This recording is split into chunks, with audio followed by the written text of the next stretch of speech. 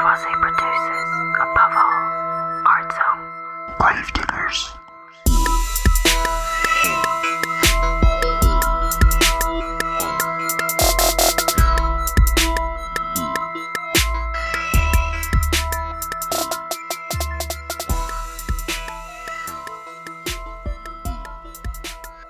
Hello, all. Hey everyone, we're back. Hi, it's Erin from Quarantine. And it's Amr from Toronto, not in quarantine. And as I am in quarantine, don't worry, it's not because I have shown any symptoms of COVID, it's just because I moved to a new place and that's the law. And of course, following the law, protecting other people is really important.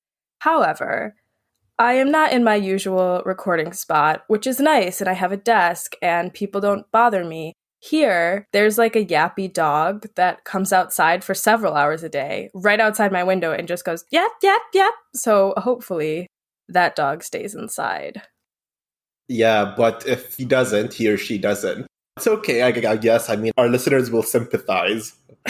It's really horrible. It's very noisy here. So apologies if you hear any sort of ambient background noise. There's a lot of crickets or some sort of insects that just chirp all night. Chirp, chirp, chirp. Cicadas? I have no idea. I don't know a lot about bugs. There's bugs in here too, so that's fun.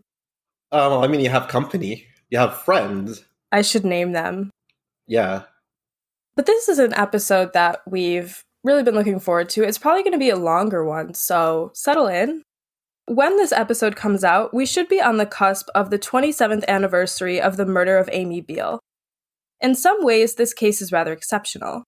Amy Biehl was white and the only American killed in the struggle against apartheid, and as such, her murder received massive media attention from the international press, much more than the tens of thousands of Black South Africans also killed in the fight for liberation. But I think Amy's case also prompts us to consider some substantial questions about harm, forgiveness, truth, and reconciliation. This story isn't an easy one to tell, and we humbly ask that our listeners approach it with empathy and compassion that the Biehl family has emphasized regarding their daughter and sister's life and death. It's an upsetting case. Any circumstance where such a young, bright person dies a violent death is distressing. We don't want to dictate how people should grapple with one of the most horrific experiences a family can endure, the loss of a loved one to murder. But we wouldn't do justice to Amy's memory if we ignored her story because it's polarizing or thorny or complicates the historiography of racial violence in South Africa. However, we do want to warn you that some of the details of this crime are especially disturbing. As one of our central sources for this episode, we're using a book by Amy's former classmate, Professor Stephen D. Gish. The book, titled Amy Biehl's Last Home, details Amy's story and the political circumstances leading up to and following her death. We recommend reading it if this story intrigues you and you're interested in learning more about Amy and the anti-apartheid movement in South Africa. As always, we have included a link in the podcast description to our master list of sources. Researching this episode, I find it fascinating how little discussed this case is among the broader public, especially by abolition activists. I mean, it provides a moral clarity on the purposes of abolition, and I felt like I empathized heavily with both the killers and Amy and her parents and sisters. It was kind of strange in terms of like being an emotional roller coaster. Yeah, it's definitely a tough one, and even doing ample research and going to the very end, I have strong feelings in many directions about this case. Yeah, I feel like my thoughts keep not changing, but like I can't quite fix them, you know? I can't quite fix them in one position. I agree. From 1992 to 1993, 26-year-old white American Fulbright scholar Amy Biehl lived and worked in Cape Town, South Africa, while studying women's participation in the anti-apartheid struggle and transition to democracy. According to Gish, quote, Biehl's commitment to democracy and women's rights was widely held by South Africans of all races who worked with her during her 10-month stay in South Africa, end quote. And for our listeners who are not familiar, the American Fulbright program consists of a two-way scholarship program founded by Senator William Fulbright in 1946. and it's meant to foster intercultural communication and dialogue between peoples. So the way it works, you have American students, teachers, professors, scientists, artists, professionals, so on and so forth. They may apply for and win a grant or a scholarship to conduct a project or exercise their talents abroad, whereas individuals from other countries would also be able to win a scholarship via their local American embassy or consulate to do the same stateside. On the 25th of August, 1993, only 2 days before Amy's planned departure from South Africa, she decided to give some of her Black friends a ride home. While passing through the township of Gugulethu, the car was attacked by a crowd of Black residents who shouted, quote, anti-white slurs, end quote. I really wonder what those slurs were. Like, I can't think of any possible slurs. We will get into what they were saying. I don't know if slur totally fits. Slogans, I think, would be more accurate, but we will get into that in detail. Some of these angry young men zeroed in on Amy Biehl, stabbing and stoning the young scholar and activist to death. 4 men were charged and convicted of her murder, but, in a move supported by Amy's parents, all 4 men were pardoned by South Africa's Truth and Reconciliation Commission in 1998. Lacking the context of South Africa's transition from a racist apartheid government to a multi-ethnic parliamentary republic, it may appear as though Amy's killers got away with a brutal crime. But Amy and her family believe that justice can arise in more ways than punitive incarceration. For them, reconciliation is not only possible, but necessary to healing and maintaining Amy's positive legacy. To understand Amy Biehl's life's work and her tragic death, we must first understand the system of racial segregation in South Africa and Namibia, commonly known as apartheid. Most of our listeners have probably heard this term before and know a little bit about apartheid, but we'll give a brief overview to establish our setting. In 1652, the Dutch East India Company created its Cape Colony settlement in what is today known as the Republic of South Africa. This colonial outpost brought white settlers from Europe, primarily Boers of Dutch origin and later British immigrants after the United Kingdom annexed the territory in the early 19th century. Of course, Southern Africa already had an indigenous community composed of many ethnic groups, including a large population of Bantu-speaking peoples. Like many settler colonists, the white settlers in South Africa concocted a myth that the land had been empty and waiting for development, even gifted to them by God. But this is both historically inaccurate and racist revisionism. Despite constituting a minority, the white population in South Africa managed to secure political power through force, intimidation, and the violent consolidation of resources. They enforced racial segregation from South Africa's other groups, including Black people, mixed-race people, known as coloreds, and South Asians, known as Indians. I want to jump in here and elaborate on the demographics above. South Asians, referred to as Indians by the apartheid system, had immigrated to South Africa among many British colonies as part of the coolie trade. Now, the term coolie today can be a slur, and I wouldn't recommend using it outside of academic contexts. But here, I'm referring to a system developed by the British Empire following the abolition of chattel slavery, where South and East Asian people were coerced, tricked, manipulated, or sometimes, and in rare instances, volunteered into signing contracts of indentured servitude and then transported to another part of the empire to work for a set amount of time. And the way it would work is simple. So a person would either be offered what sounds like a really nice contract to seek opportunity abroad. Otherwise, people in debt would sign up, and that would be a way to pay off their debts. Or sometimes, and horrific as it may sound, families would offer unwanted members to a coolie recruiting agent as part of the empire's seeking for labor. In any case, the person would have their transport paid for. They'll be taken usually from the subcontinent to the Caribbean or the African colonies. And because their transport was paid for, they now have a debt to the recruiting officer, to the owner of the company that runs the farm or the mine or wherever they're working. Even though they're not technically slaves in the chattel sense, They work for a salary and then they have to pay back their debt with interest from the wages they earn. So this is a part of a system of cheap labor that was established to replace chattel slavery.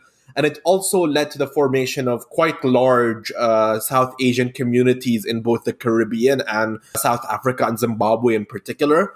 In fact, the city of Durban in South Africa has the largest concentration of Indians outside of India in the world. Ironically, it was this treatment of Indians as non-citizens that prompted Gandhi to organize against British rule. Gandhi went to South Africa as part of his law program where he was doing a case there. During his time in South Africa, he witnessed the treatment of the South Asian Indian population as non-citizens or sub-citizens. And it was this treatment that incensed him that the Indians were treated akin to black and mixed-race peoples, who he personally saw as racially inferior to the peoples of the subcontinent. Yeah, he's really, in many ways, I think, not the hero he's made out to be. He also did some really creepy stuff to women and girls. Oh yeah, the whole sleeping naked next to them to test himself, that's the whole other thing. But where there is racism, there tends to be sexism and homophobia and vice versa, so... Yeah, oh, absolutely, yeah. During the Dutch and then the British colonial period, laws regarding political participation and land allocation benefited the white settler population at the expense of the black Africans. This isn't to say that white people in South Africa constituted one unified group. In fact, the Boer Wars show instances of violent conflict between some of South Africa's white Afrikaans-speaking colonists and the British Empire. Despite this, during both the colonial administrations and South Africa's move toward political independence in the early 20th century, white people held a monopoly on state power and capital. Though the apartheid system was only officially codified in 1948, it didn't rise out of thin air. Racial segregation and oppression were already woven into what Israeli political geographer Oren Yefteschel calls South Africa's ethnocracy. Apartheid hence describes a system of racism in South Africa which encompassed an array of laws, policies, and social practices, some of which shifted over time. The Bantu Homeland Citizenship Act of 1970, for instance, stripped Black South Africans of their citizenship to force them into so-called tribal reservations, which were more like open-air prisons. As one would expect, Black South Africans rebelled against apartheid and demanded an end to the political system constructed around their oppression. The most famous of these anti-apartheid organizations was the African National Congress, or ANC, which currently governs South Africa at the national level, and the Pan-Africanist Congress, or PAC, a splinter group from the ANC which advocates Black nationalism in South Africa. Both these organizations were banned in 1960, after South African police killed 69 Black protesters in Sharpeville who were demonstrating against an apartheid law requiring them to carry passbooks in order to live and work in so-called white cities. On June 16, 1976, police again fired on anti-apartheid protesters in Soweto, killing almost 600. Carrying special ID to live and work in separate parts of the country. Where have I heard that before? The state also hunted down specific anti-apartheid activists. ANC leader Nelson Mandela was jailed by the regime in 1962 and not released until 1990.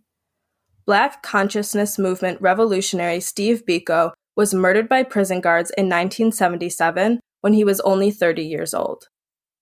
We will almost certainly do more episodes on South Africa because the crimes committed against anti-apartheid activists by the white regime and its goons just go on and on and on. If you advocated against apartheid at that time, even if you weren't Black, there was a target on your back. For this reason, many students and activists fled to nearby Tanzania, where African socialist leader Julius Nyerere protected them from South Africa's brutal crackdown on liberation movements. Speaking of our earlier connection, and considering our latest episode's examination of international networks of right-wing solidarity, It is not surprising to know that Israel had offered apartheid South Africa nuclear weapons during the height of the BDS campaign against the latter. In fact, Reagan's United States, Thatcher's UK, Pinochet's Chile, Franco's Spain, and Salazar's Portugal were all, among others, trading with and cooperating with apartheid South Africa, despite the growing international pressure against apartheid. It took years of courage, rebellion, and organization by South Africa's anti-apartheid activists, but finally, the racist regime began to crack. The white government tried to walk a tightrope of reform and repression through whitewashing its violence to appease the international community and maintain control. But anti-racists refused to settle for superficial variances with the same administration. Several ingredients brought about the end of the apartheid regime. First and foremost, anti-apartheid activists made the system untenable by refusing to accept it. Then, according to Professor Gish, quote, "The end of the Cold War erased the government's long-standing fears of a communist takeover. F.W. de Klerk succeeded the ailing and intransient P.W. Botha in late 1989 and proved ready to take risks and change direction. Mandela's rare combination of grace and gravitas convinced the government that its most famous political prisoner was not bent on revenge.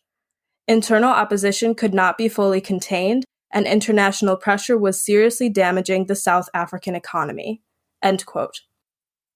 Actually, I was doing research for this episode and I found out that up until his death in 2006, P.W. Botha was a hardline supporter of apartheid. He never expressed any sorts of remorse or change of heart. Wow, he fucking sucks. Yeah. All of these factors coalesced to convince South African President de Klerk that negotiations with the ANC were the only way forward. Nelson Mandela was released from prison on February 11, 1990, in a pivotal moment for the anti-apartheid movement. We wish we could tell you that after Mandela's release, racism in South Africa ended. Everyone held hands, sang songs, and lived happily ever after. But unfortunately, this is not the case. Apartheid was finally crumbling, but South Africa was still an intensely racially divided society. Despite making up a minority of the population, around 13%, the white South Africans owned a majority of the land. They enjoyed one of the highest standards of living in the world, while the black and colored South Africans lived in or near the poor and crowded Bantustans. Moreover, the transition from the apartheid regime to the post-apartheid government in the early 1990s was one of the most violent periods in South Africa's history. Those white South Africans who despised their black and multiracial neighbors and resented the prospect of political equality frequently attacked black residents and commuters. To this day, a subset of reactionary white South Africans exists, which yearns for the white ethno-state's resurgence and engages in far-right militia activity and preparation for what they believe is an impending race war. Though there are, of course, poor white South Africans and wealthy black South Africans, de facto segregation still permeates the country, especially economically, and a structure of just and equitable peace is yet to be achieved. I just wanted to say that such white South Africans also propagate the myth of white genocide, which is a myth very common among white supremacist circles internationally. In fact, various right-wing governments up to and including Trump's USA have floated around the idea of accepting white South African refugees as quote-unquote victims of genocide. So it's very much a dog whistle. As far as the other aspect of it, the de facto segregation, I do want to recognize that talking about political integration and political justice without talking about economic justice is going halfway. Without economic justice, you still have de facto segregation, as we see here. And we don't say all of this to sow pessimism, but to acknowledge, as Audre Lorde once remarked, that revolution is not a one-time event.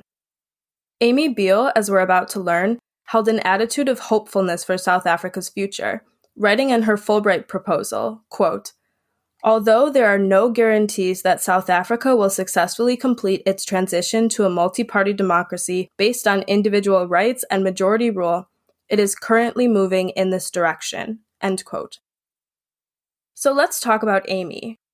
Born the second of 4 children to Peter and Linda Biehl in Santa Monica, California, on April 26, 1967, Amy Elizabeth Biehl had a uniquely ambitious soul. Spending most of her formative years in Santa Fe, New Mexico, Amy always strived to perform her best in any task she pursued. Though she had many interests, Amy's real passion in high school and college was diving. At Stanford University, Amy competed with the diving team, and though she wasn't always the best diver at the events, she strived to be the best team member she could, encouraging her peers to attain their best results. This, in my opinion from the readings we've done, really exemplifies Amy's spirit. She had an intense drive to be the best, but for her, this meant reaching for an ideal or favorable situation for everyone, not steamrolling everyone in her path so that she could claim an individual title. Success in Amy's mind meant achieving the optimal circumstance for everyone, not just herself.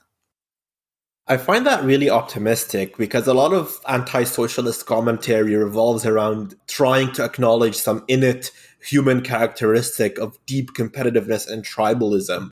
But in reality, the human nature is complex and varied, and being the best doesn't necessarily mean being unilaterally and alone at the top of the heap, but enjoying a collective success as well. Yeah, I think it's a really admirable part of her character. In many ways, Amy Biehl was just a regular young woman in her 20s. She was close with her family and friends. She enjoyed going out and partying, and she had a boyfriend named Scott.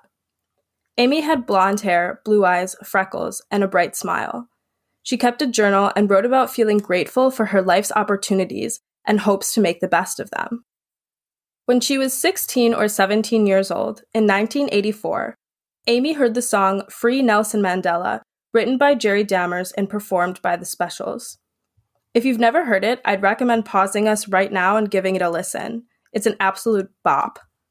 I second that. I haven't heard that. I haven't heard this song before the episode. I went and looked it up, and it's pretty much it slaps. It's a song that slaps. Yeah, it's ska music. It's really good. I'll read the top comment left on the song's music video on YouTube because I think it nicely summarizes the effect this tune had on people. So, Binky Boo Bosh 1, that's their name, writes on YouTube, "I know it sounds awful, but until this song came out, very few people in the UK knew who Nelson Mandela was. He had been in prison for a very long time and was really only part of the South African political scene, which was shunned, and so filled with later problems and atrocities. When this funky ska track came out, people started asking questions, and the subject snowballed into a national and international issue. The rest is history." End quote. The song had a similar effect on Amy Biehl. It spurred in her an interest in the anti-apartheid movement, which escalated into an ambition to dedicate more of her life to anti-racism and liberation.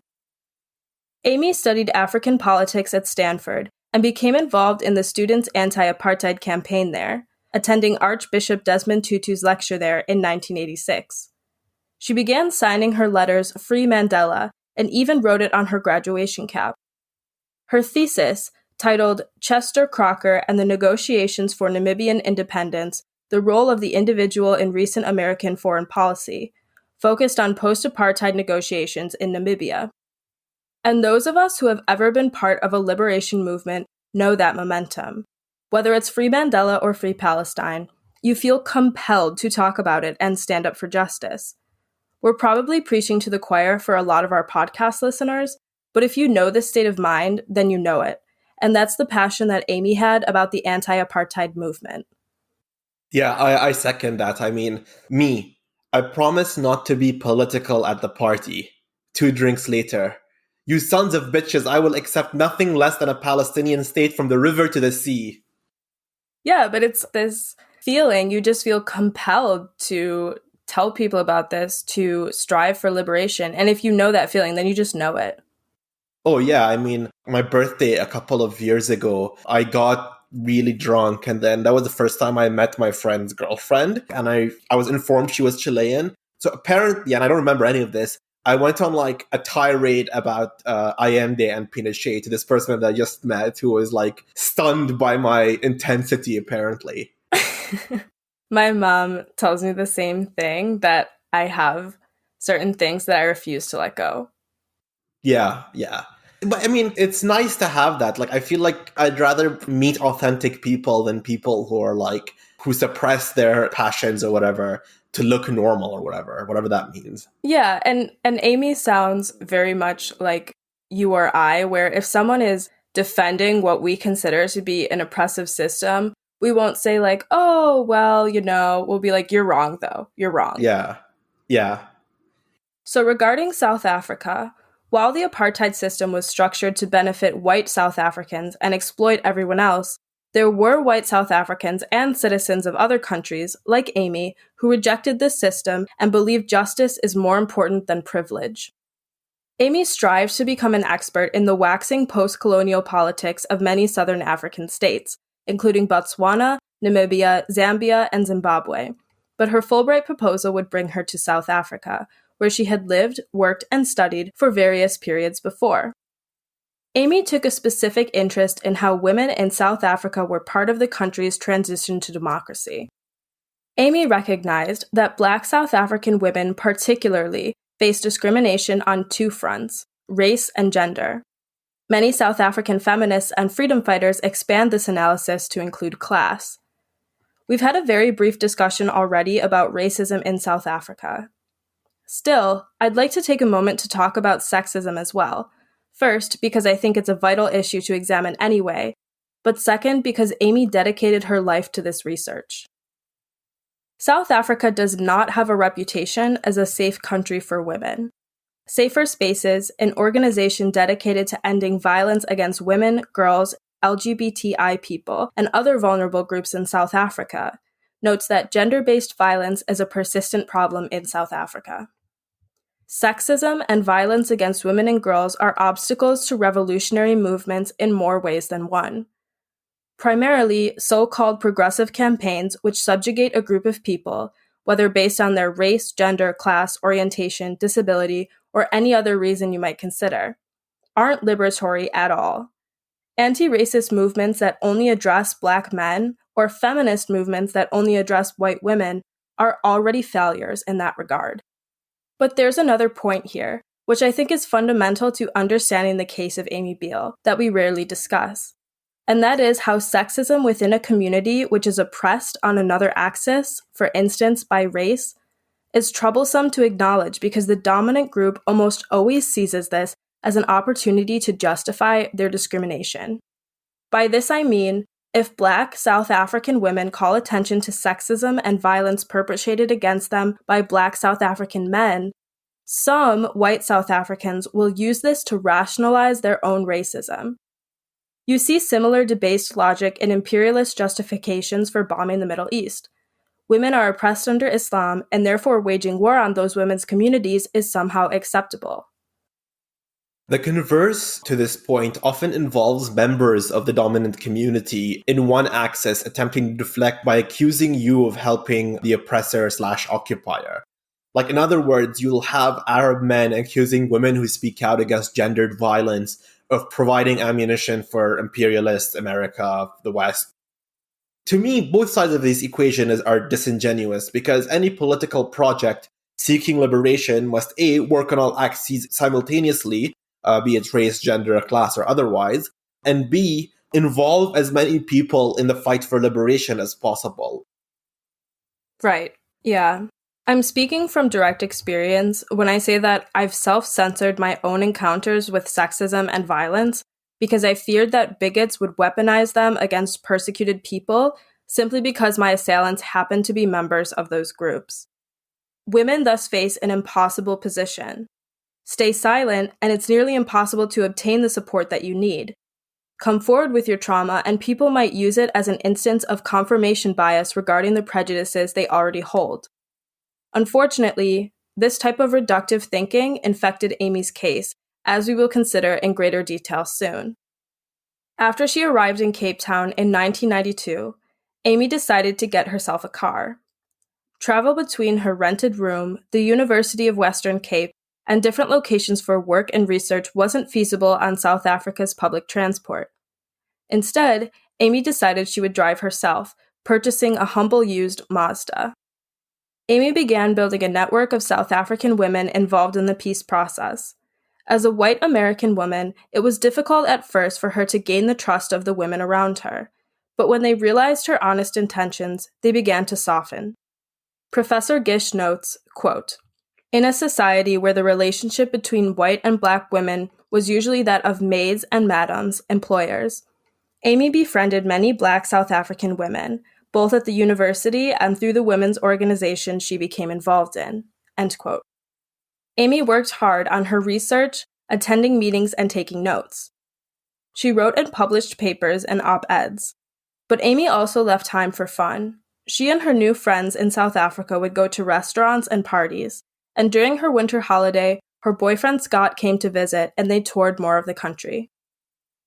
By 1993, many South Africans became frustrated by what they felt were slow and ineffective negotiations between the apartheid government and the ANC.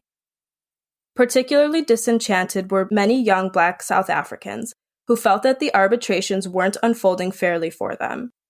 Some of these activists adopted the slogan, quote, "One settler, one bullet," end quote. Though it's important to note that many other anti-apartheid activists rebuked this narrow vision of decolonization. Then, a murder threatened to throw a wrench into South Africa's transition. On April 10, 1993, South African Communist Party General Secretary and prominent black activist Chris Hani was attacked outside his home by a white extremist from Poland. Hani's death confirmed to many of South Africa's young people that the peace talks were not working. He had supported negotiations, and what did it get him? A bullet in the head. Black South Africans had very little bargaining power, as white people held almost all land and capital in the country. As such, some understandably saw violence as one of the only tools they had to push back against oppression. Though there were some attacks against white civilians, Professor Gish points out, quote, "Blacks continued to be victimized by political violence considerably more often than whites. Black attacks against white civilians were still comparatively rare, and when they did occur, such attacks received a disproportionate amount of publicity." End quote. Amy felt upset by the disparity in media attention. She understood that as a white person in South Africa, she represented a group that had vigorously oppressed others for many, many years. And while Amy recognized the possibility of violence, she believed in peace. An American friend of Amy's, Anna Wang, would later say that she and Amy were, quote, "aware of the risks, but I didn't think bad things could happen," end quote. Amy would regularly drive her friends home in her used Mazda. After all, she had a car, and public transportation could be risky, especially for Black commuters. On Wednesday, August 25th, 1993, just 2 days before Amy planned to return home to California, 3 friends, all of them Black or mixed race, asked Amy if she would drive them to Gugulethu township so that they could get rides from there. Amy agreed. At that time, some residents of the townships were engaging in what the ANC dubbed Operation Barcelona, a protest campaign supporting a teacher's strike. 2 days prior, a white woman and healthcare worker named Fiona Lubzer had been pulled from her vehicle and attacked by young men in one of the townships.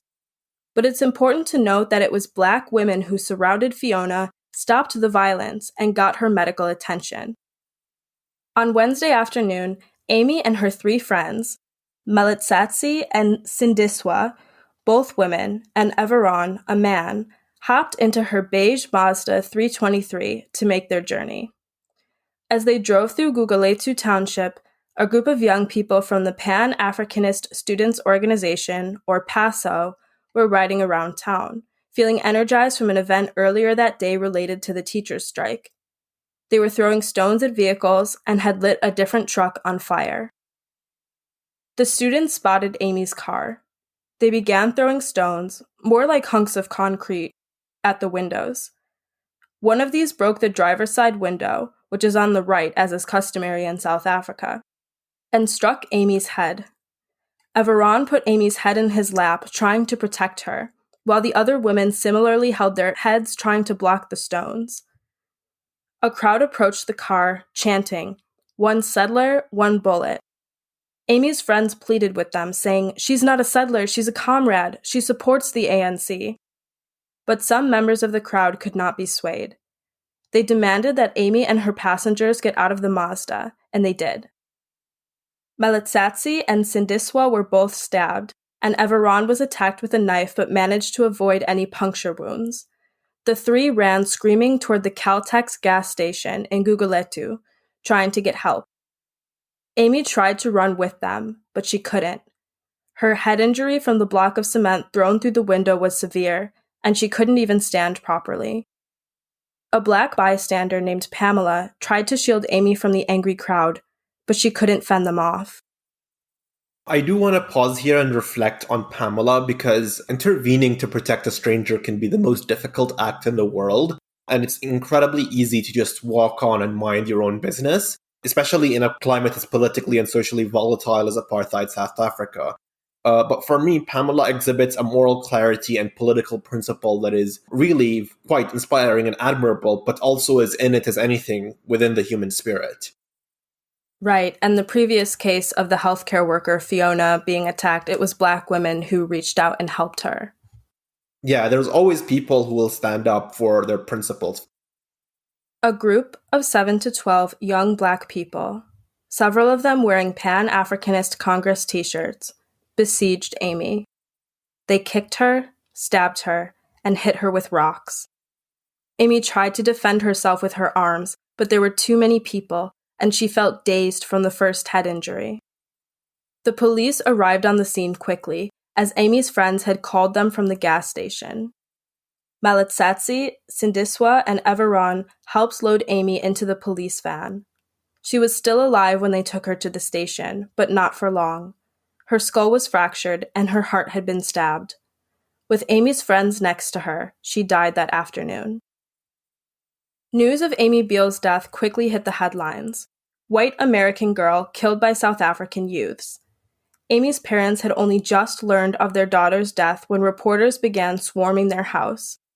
Amy's mother, Linda, says she remembers feelings of shock and devastation, but not anger. She recalls thinking to herself the words of Luke, chapter 23, verse 34. "Lord, forgive them, for they know not what they do." Instead of condemning Amy's killers, the Biehl family used the media attention as a way to spread Amy's message, knowing that's what she would have wanted. When reporters called the house, they told them of Amy's anti-apartheid activities and her belief in peace.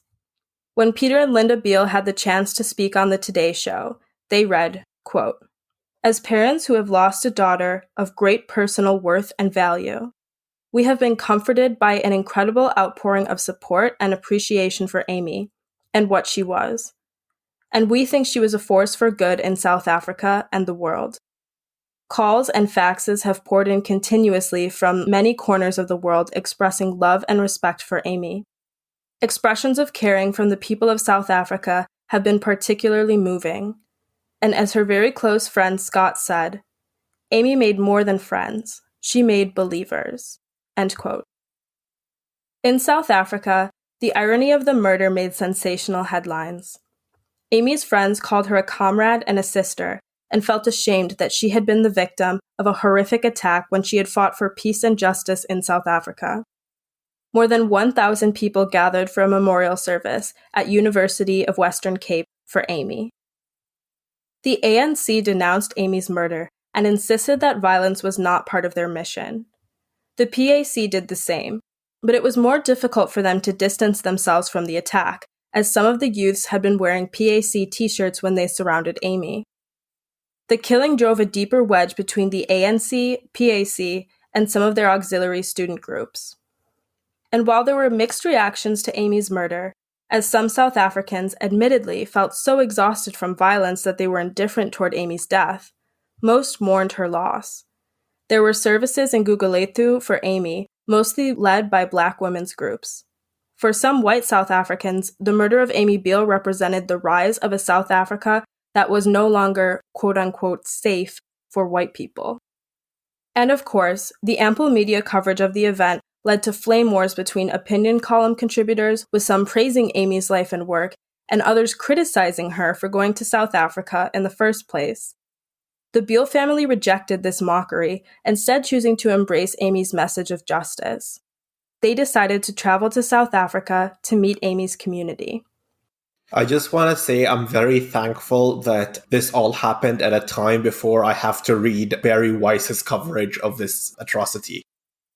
And before Twitter and people giving their horrendous takes on the murder of a 26-year-old woman. Yeah. Sorry, I don't even want to think about it because it's making me upset. Yeah, fair. While in South Africa, the Biehls visited the family of the assassinated Black leader, Chris Hani. Linda Biehl, Amy's mother, said she felt a distinct closeness with them. Although they were different in so many ways, they had both lost someone in the struggle against apartheid. Meanwhile, the South African police tracked down several of Amy's attackers, mainly through tips from Gugulethu residents who had witnessed or heard about the murder and were horrified by it. Initially, they arrested 7 people, aging from 15 to 22 years old. Despite Amy and her family being explicitly opposed to it, the prosecutors decided to seek the death penalty. In South Africa, verdicts are not determined by juries, but by judges. The judge in this case, as well as the prosecutors, were white, while everyone at the defense table was Black. It was challenging to find an attorney willing to defend the suspects, as many didn't want the controversy associated with taking such an infamous case. Finally, one lawyer, Justice Poswa, and that's his name, not a title, agreed to represent the defendants.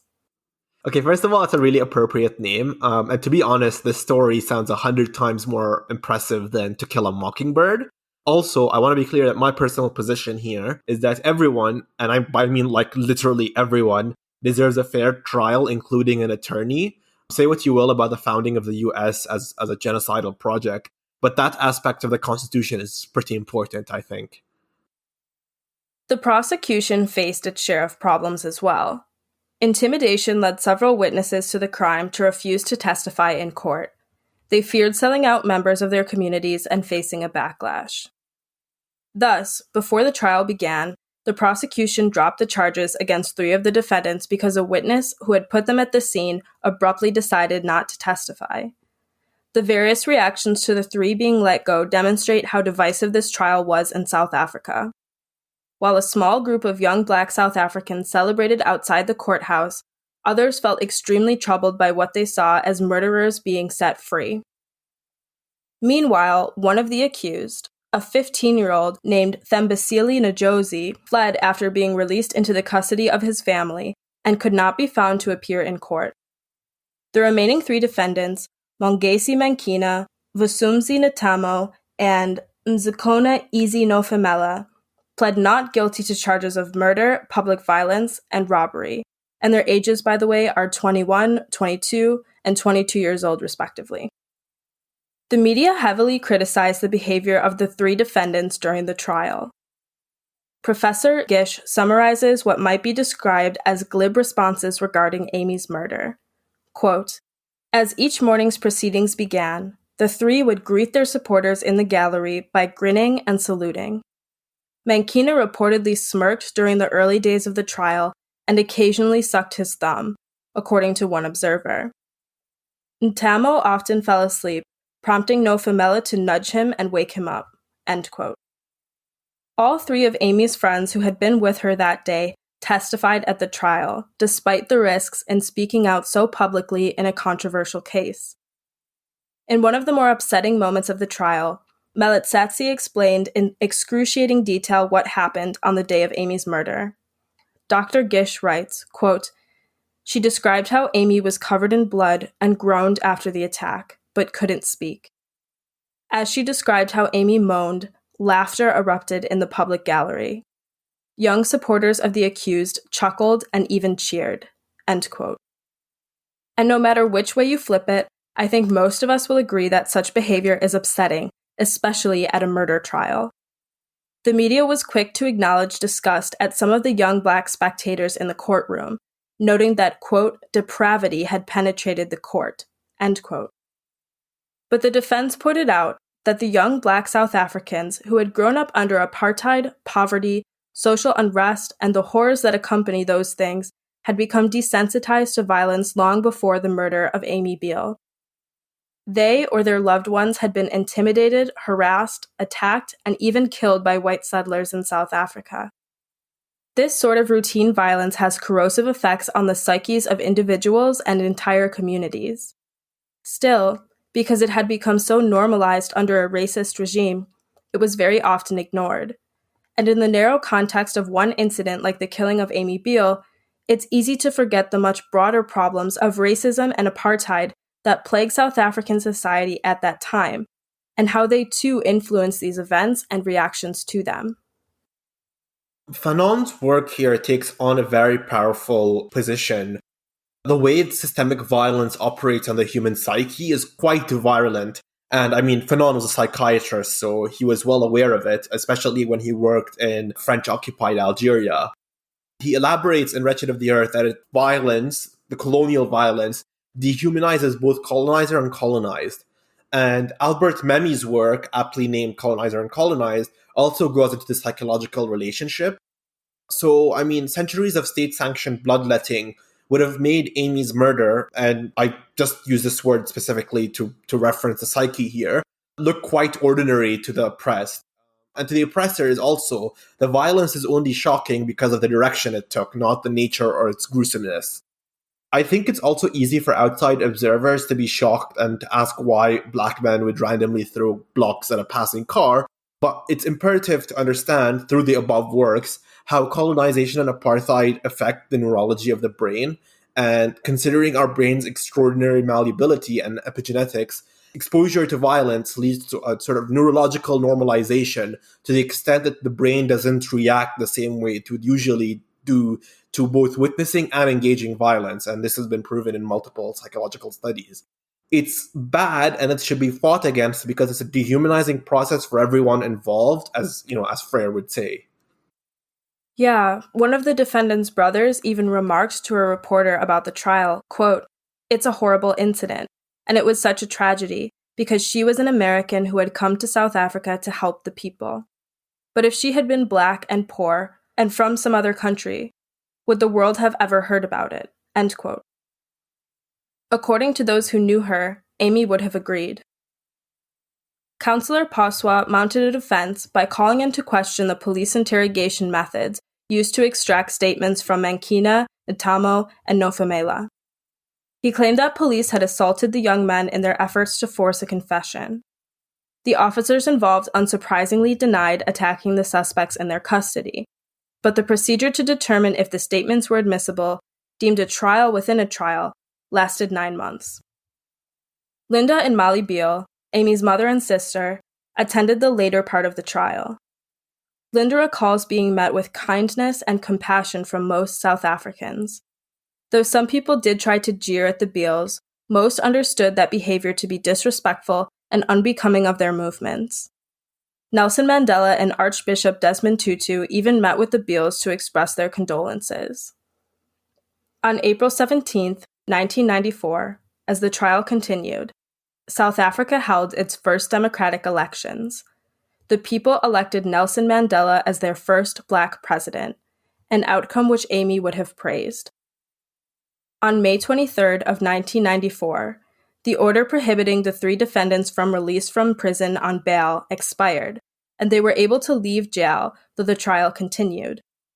Shortly after, Thembisile Njozi, the 15-year-old who had previously fled after being granted bail, was apprehended. Now 16 years old, he was considered a flight risk and forced to remain in custody while the trial resumed. Judge Friedman finally ruled on the police statements, declaring that Ntamo's and Nofumela's were admissible, but that Mankina's had been coerced and was therefore inadmissible in court. In another blow to the defense, the court located more witnesses who agreed to testify before Judge Friedman in a more private setting to avoid intimidation or backlash. After arguments concluded, Judge Friedman retreated to his chambers to consider the evidence. On October 25, 1994, he found Mankina, Ntamo, and Nofumela guilty of murder. Shortly after, he sentenced them to 18 years in prison each. Wait, so I know you mentioned this earlier, but does South Africa have no jury trials at all? Like, is there no option to ask for one or something? I'm not totally sure how the justice system in South Africa works, but I believe for the trial of Oscar Pistorius for the murder of Reva Steenkamp, it was the same. It was by a judge. Oh wow, I wonder what the difference is in outcomes between judge trials and jury trials in like somewhere like America in these cases. Well, the jury has a massive, massive influence on the outcome of a trial. If you can shape the jury to be how you want it to be, you will have a massive advantage. Yeah, I feel like jury selection is one of the most important parts of a trial. Charges against the teenage suspect, Thembisile Ndlozi, were dropped in 1995, but another participant in the crime, 21-year-old Tobeko Penny, was arrested around that time, convicted, and also sentenced to 18 years for Amy's murder. The Biehls had mixed feelings about the trial and verdict. On the one hand, they wanted Amy's killers to be held accountable, and there is some sort of justice in publicly accusing those who have harmed another. On the other hand, they hoped that the web of pain and anguish they had already felt about their daughter and sister would not expand further, and believed that the best way to celebrate Amy's life lay in rehabilitative justice and reconciliation. The Biehls decided to do something rather extraordinary. They supported amnesty for Amy's killers. Soon after the murder of their loved one, the Biehls concluded that they needed to honor Amy's memory by continuing her work. In one way, they did this by founding the Amy Biehl Foundation, now called the Amy Foundation, to foster communities in South Africa through youth-oriented programs. At the same time, South Africa began the process of Truth and Reconciliation, a program meant to expose the abuses of apartheid through testimonies, truth, and grant conditional amnesty to the perpetrators, reconciliation. The Biehls recognized Amy's case as a part of this campaign. The Biehls thus made the controversial decisions not only to meet some of Amy's killers and their families, but to support their reintegration into society as part of this process. In Are Prisons Obsolete?, Professor Angela Davis cites their forgiveness as a model for a world beyond the carceral system. Quote, in 1997, Linda and Peter Biehl decided to support the amnesty petition the men presented to the Truth and Reconciliation Commission. The four apologized to the Biehls and were released in July 1998. Two of them, Izzy Nofemela and Tobeko Penny, later met with the Biehls, who, despite much pressure to the contrary, agreed to see them. According to Nofemela, he wanted to say more about his own sorrow for killing their daughter than what had been possible during Truth and Reconciliation hearings. I know you lost a person you love, he says he told them during that meeting. I want you to forgive me and take me as your child. The Biehls, who had established the Amy Biehl Foundation in the aftermath of their daughter's death, asked Nofemela and Penny to work at the Gugulethu branch of the foundation. Nofemela became an instructor in an after-school sports program, and Penny an administrator. In June 2002, they accompanied Linda Biehl to New York, where they all spoke before the American Family Therapy Academy on reconciliation and restorative justice.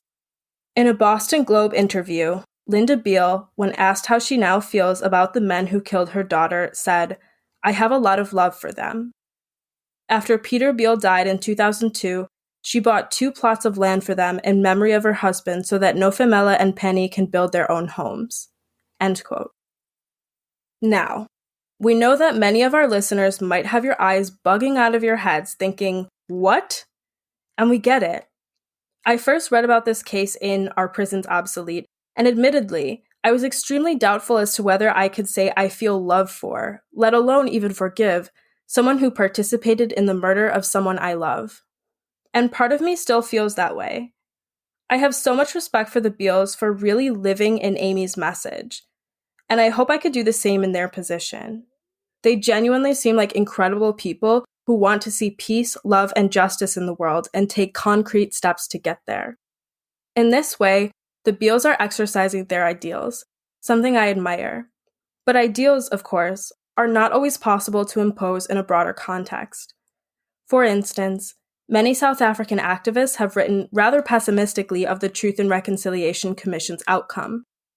Former ANC politician and Member of Parliament in South Africa, Andrew Feinstein, recalls that Thabo Mbeki, Nelson Mandela's successor as president of the ANC and later of South Africa, quote, made an illegal attempt to prevent publication of the Truth and Reconciliation Commission's final report.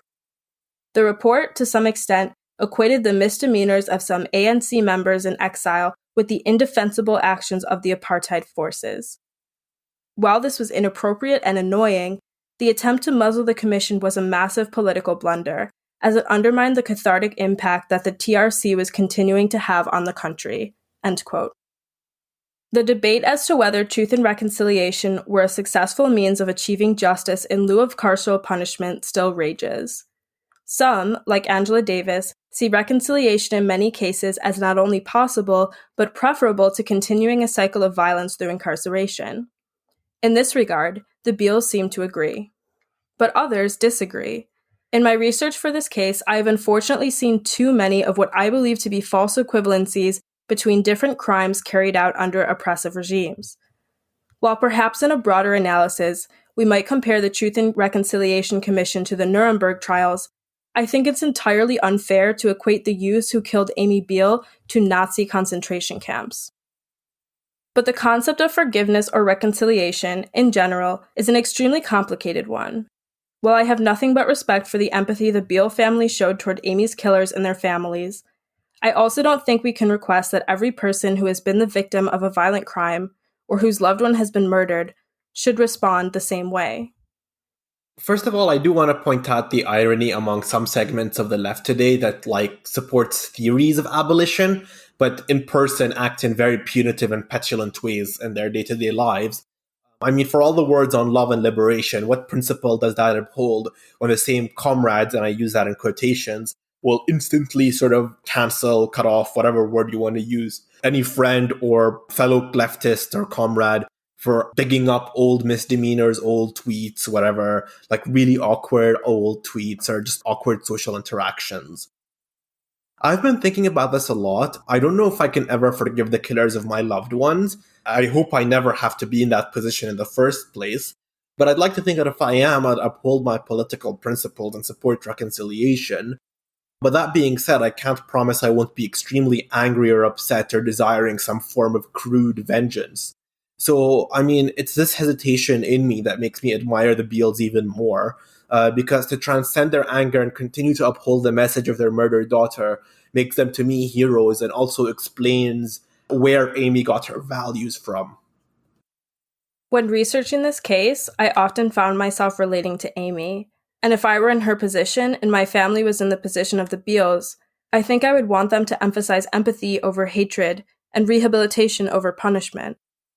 But I don't think I could ask them not to feel angry or just numb and indifferent. I think we should also differentiate between murderers who are likely to kill again, for instance, those who are sexually motivated, and those who did something terrible in a specific circumstance, but are unlikely to repeat that action. In the case of Amy's killers, as far as I've been able to find, they haven't harmed other people. They live productive lives, and Amy Biehl's legacy survives in the form of empathy and justice for the oppressed. I feel like that's a positive note to end it on. Yeah, that is the story of Amy Biehl, her life and death. We do realize that this case is among the more controversial that we've done. If you want to share your feelings with us, please do. We love hearing feedback, but of course, we want you to be kind to people like the Biehls who are probably exhausted from hearing terrible takes on their daughter and sister's murder. Even if you hated everything about how we did this episode, please be respectful to them. Our listeners are fantastic, so we aren't particularly worried about this, but sometimes it's worth emphasizing that these are real people who live in the world and have access to the internet. They can read the things that we write and say. If you enjoyed this episode or found it illuminating, please check out our Patreon, www.patreon.com/dascriminal. We have bonus episodes, mini episodes. Your support helps us purchase things like Steve English's book, Amy Biehl's Last Home, which we heavily sourced during this episode, so we really appreciate that. You get to receive shoutouts, political commentary, and full-length bonus episodes, depending on which tier you select. And you also receive access to the full back catalog when you subscribe. So if you find yourself in a well of boredom, i.e. quarantine, this will be hours of entertainment at this point. This week, we will be discussing anti-imperialism in video games, so our Patreon subscribers can look forward to that mini chat. And next week, we have full-length bonus episodes on one of our most highly discussed and requested topics. I have finally moved and I am in my quarantine period, as we mentioned, and getting ready for my new job. Amr and I used to be in the same time zone, and now we are 13 hours apart. So if we have to adjust our upload schedule in the near future, that will be why. We know that you'll understand, but we just want to keep you all updated. You can find us on Instagram at DasCriminalPod, and please, guys, rate and review us on Apple Podcasts if you can. It really helps with our show's visibility. And tell your friends, because we get really excited when we see our listeners spiking in certain places too. So just know that brings us little bits of joy. Hello to some of our new listeners in Santiago. Yeah, hey guys. So again, we hope that you've enjoyed this episode and that it's given you a lot to think about, because I think it gave both of us a lot to consider. Yeah, definitely. And I guess we'll leave you to reflect on that. Thanks for listening, guys. Bye. Bye.